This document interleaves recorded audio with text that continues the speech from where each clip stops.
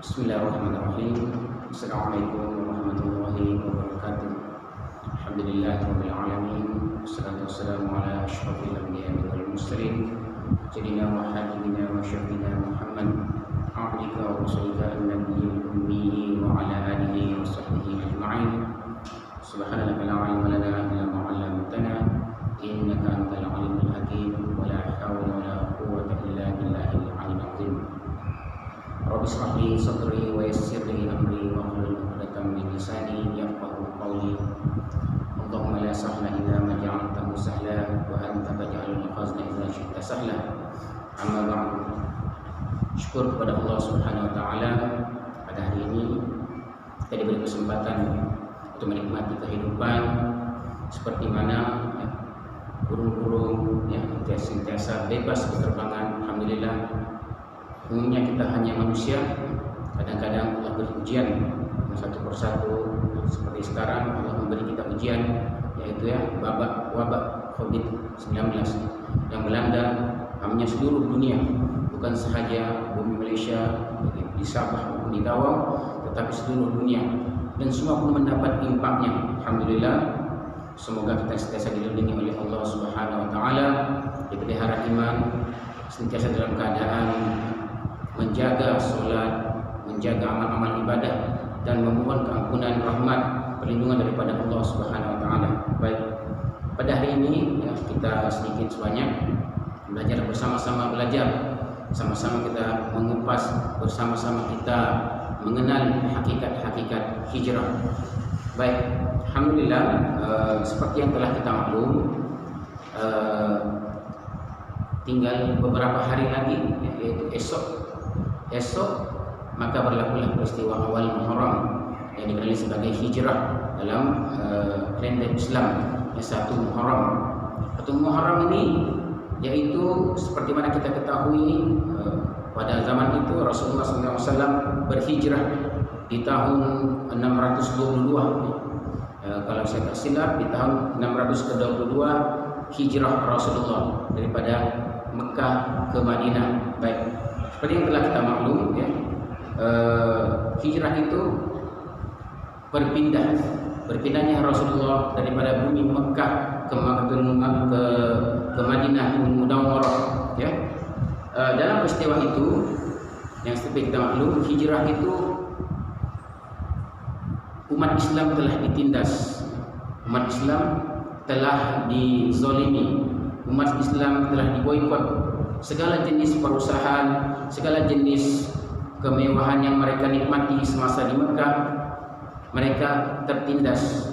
Ekonomi mereka disekat oleh kaum-kaum musyrikin. Seperti yang kita tahu, firman Allah, hadis Nabi Muhammad SAW, innamal a'malu binniyat wa innamal likulli imri'in ma nawa, faman kana hijratuhu ila Allahi wa rasulihi fa hijratuhu ila Allahi wa rasulihi, wa man kana hijratuhu lidunya yusibuha wa amraha hatiyakunha hijratuha ila ma'a jara ilaih.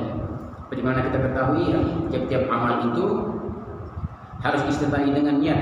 Niat amal kita, amal ibadah maupun amal keduniaan. Seperti mana sekarang kita bekerja, kita perlu ada niat. Niat kita semua kita mendapat pahala, rezeki yang halal. Baik, sambungnya, balasan dari setiap amal manusia ialah pahala. Bagi setiap yang ia niatkannya, maka barang siapa niat hijrahnya karena Allah dan Rasulnya, baginya pahala hijrah karena Allah dan Rasulnya. Dan barang siapa niat hijrahnya karena dunia yang hendak diperolehinya, atau karena perempuan yang hendak dikahwininya, maka pahala hijrahnya sesuai dengan niatnya untuk apa dia hijrah. Baik, hadis ini turun ketika berlakunya seseorang yang ikut hijrah kepada Rasulullah SAW, yang ingin memikat seorang perempuan, seorang lelaki yang ingin memikat seorang wanita.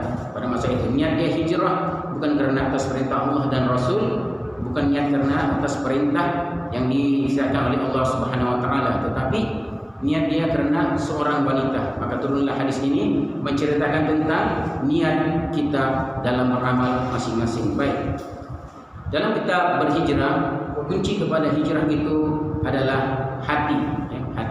Kunci permulaan hijrah itu adalah hati. Baik, anak-anak sekalian yang diperolehi oleh Allah Subhanahu wa taala yang dimuliakan, dan dan kita semua yang sama-sama pasti mau belajar apa yang dimaksudkan dengan hijrah. Baik, hijrah yang pertama adalah tentang hati kita. Hati kita hijrah kepada Tuhan, hati kita hijrah untuk berbuat segala jenis kebaikan yang baik. Hari ini kita mempelajari hijrah itu yang kita ketahui di dalam sirah perpindahan Nabi daripada Mekah ke Madinah. Tapi pada hari ini hijrah yang kita berpindah sudah tidak berlaku lagi, ya, kecuali dalam lingkungan kita dipenuhi dengan tempat-tempat maksiat, ya, itulah seeloknya kita berhijrah, ya. Baik, pada hari ini hijrah lebih kepada muhasabah diri, lebih kepada mengkoreksi diri, ya. Hijrah seperti anak-anak pelajar, ya. Anak-anak pelajar Al-Fatih umumnya dia berhijrah daripada hafalan-hafalan dia kuatkan hijrah dia agar lebih maju ke hadapan lagi hafalan dia, ya. Itu untuk anak-anak. Sebelum ini anak-anak, ya, anak-anak yang lambat bangun contohnya, kita belajarkan dia hijrah, yaitu merubah diri, merubah daripada adat kebiasaan kepada yang baru. Macam sekarang, ibarat sekarang kita berhijrah, pemikiran kita telah berhijrah, norma kita kehidupan sekarang yang kita lalui tak sama sudah seperti sebelumnya, yaitu ada wabah COVID-19. Baik, untuk ibu bapa juga seperti panduan ibu bapa, dia perlu berhijrah kepada dia perlu lebih baik menonjolkan diri dia agar dihormati oleh istri, agar dihormati oleh anak-anak. Hijrahkan dirinya yang sebelum ini dia tak solat, dia perlu solat subuh, dia perlu solat 5 waktu sehari semalam. Dia perlu untuk memperbaiki dan mengkoreksi diri dia, muhasabah diri dia, ya. Hijrah itu adalah untuk membuat penambahbaikan dalam taraf kehidupan kita. Seperti yang kita ketahui, Rasulullah dia berhijrah atas asbab, sudah tak sesa dan sudah hidup di Mekah, sudah tak sesa. Dia berhijrah atas asbab telah ditindas. Pada masa zaman Rasulullah kehidupan seperti begitu, diboikot segala jenis ekonomi. Yang kita lalui sekarang hijrah itu memperbetulkan diri kita, berhijrah daripada jahil pergi ke tempat ahli-ahli ibadah. Berhijrah sebelum ini kita tidak pernah kuliah, mengikuti kuliah, kita belajar sedikit-sedikit, kita belajar mengikuti kuliah para ustaz, para masyayikh, para habaib, ya. Kita belajar untuk terus memperbaiki diri kita, hijrah yang akan terus mendapatkan keredaan Allah Subhanahu wa taala. Itu kepada ibu bapa, kepada anak-anak juga. Hijrah itu terlalu kepada perbuatan yang mereka lakukan sehari semalam. Sebelum ini anak-anak terlalu banyak, zaman sekarang ya, terlalu banyak sekali ujian, ya. Paling penting ujian dia yang kita lihat adalah permainan handphone. Anak-anak sekarang tak dapat sudah dikawal dengan permainan gadget, ya. Kita sebagai anak-anak, kita sebagai ibu bapa, sebagai orang dewasa memperingatkan anak-anak contoh-contoh apa asbabnya Rasulullah melakukan hijrah, karena untuk menambah baikan kehidupan mereka, agar untuk mendapat kesenangan di masa akan datang. Buktinya Allah menangkan Islam di bumi Madinah. Baik, seperti sekarang yang kita ketahui, hijrah itu bukan untuk sesuatu orang individu sahaja, hijrah yang dilakukan Rasulullah, tetapi keseluruhan umat Islam. Baik, pada masa sekarang ini hijrah lebih banyak kita lakukan kepada diri kita sendiri. Perubahan meningkatkan taraf hidup, hijrah kepada pergaulan. Contohnya, yang pertama, sebelum ini kita berlaku kasar kepada orang tua, kepada kawan-kawan, kepada masyarakat dalam pergaulan. Hijrah itu penting. Hijrah dari pergaulan sebelum ini kita tak disenangi. Kemudian bila mana masuk tahun baru kita berniat agar berhijrah lebih baik, agar lebih disenangi oleh masyarakat, kawan-kawan, ibu bapa, saudara mara maupun jiran, ya, hijrah. Seterusnya kita perlu berhijrah juga dalam lingkungan. Adanya lingkungan kita tak elok, kita dilingkungi dalam tempat yang kebanyakan orang tak mengingati Allah, ya, tempat-tempat maksiat. Benda ini perlu juga berhijrah, ya, benda ini perlu juga berhijrah agar diri kita sentiasa dapat berubah ke arah kebaikan, ya, agar kita dapat sentiasa mencari makna tujuan hidup, meraih keredaan Allah Subhanahu wa taala. Contohnya, sebelum ini kita tak pernah solat, maka kita niat untuk bersolat, kita niat untuk berpuasa, tetapi dalam lingkungan kita orang-orang itu tak melakukan ibadah-ibadah yang disyariatkan oleh Allah, maka kita harus berhijrah. Hijrah diri, hijrah kita punya diri jasad, dan juga hijrah kita punya batin, ya, kita punya hati kita agar dapat berubah, tidak mau sudah melakukan perkara-perkara yang kemungkaran. Contohnya sebelum ini kita melakukan yang dilarang oleh Allah kita lakukan, maka kita berniat untuk berhijrah, maka berpindah itu sudah wajib. Baik, seterusnya kita pun perlu juga untuk berhijrah dari segi kita punya perilaku. Mula-mula sekali hijrah untuk diri sendiri, perbaiki diri, perbaiki amalan kepada pergaulan kawan-kawan, kemasyarakatan, hijrah diri dan juga kepada Allah, koreksi diri, muhasabah diri. Setelah itu baru kita hijrahkan diri dan juga keluarga. Keluarga pun penting, ya. Keluarga sangat penting memainkan peranan. Kalau kita diri sendiri tidak berubah, maka keluarga pun tidak akan berubah. Sebagai ketua keluarga, ya, dia perlu berubah kepada yang sebelumnya adalah orang yang tidak mengingati Allah, maka dia harus mengingati Allah. Inilah hakikat hijrah. Ya. Hijrah yang sekarang adalah berlaku, bukan sudah berpindah tempat seperti Mekah ke Madinah. Tidak berlaku sudah. Hijrah sekarang berlaku hijrah kepada diri masing-masing. Sebelum ini kita terlalu banyak masa dengan handphone.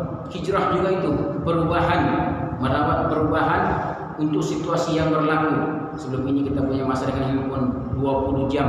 Contoh, sikit-sikit handphone kita boleh berhijrah, mengurangkan. Untuk sekaligus tak dapat juga kita hanya mengurangkan kepada 10 jam. Contoh, daripada yang 30 minit kita boleh kurangkan kepada 10 minit. Hijrah juga itu.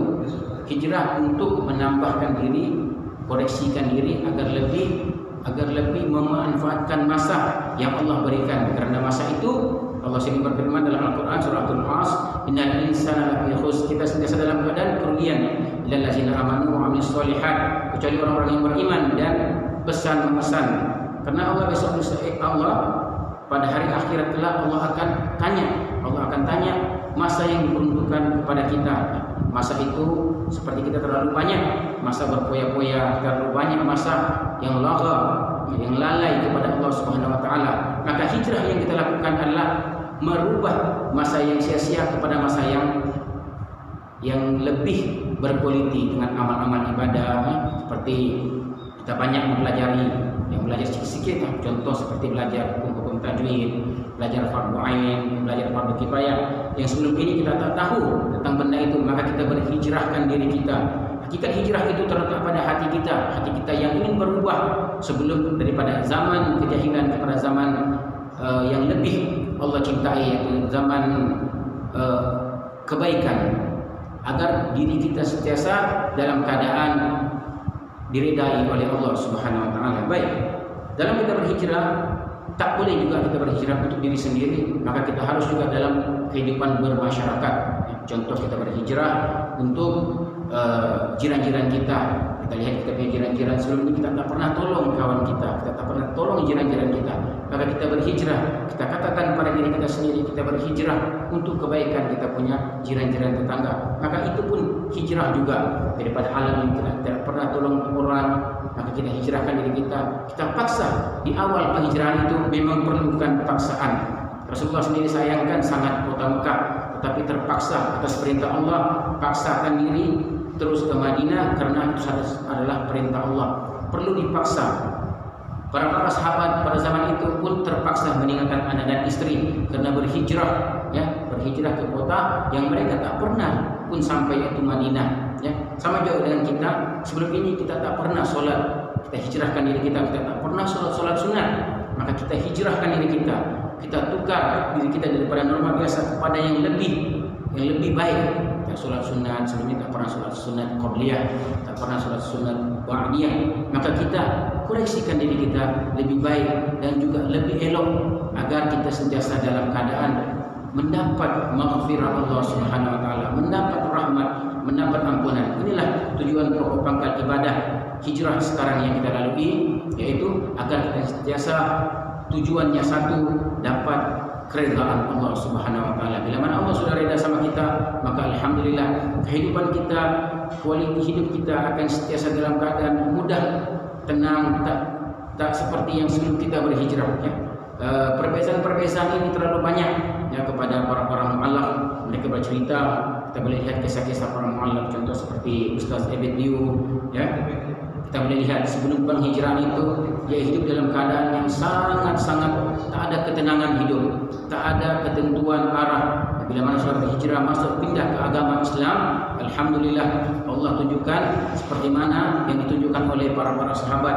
Mereka akan jadi lebih kaya, mereka akan jadi lebih berdedikasi dalam kehidupan seharian. Mereka punya kehidupan sangat sukses.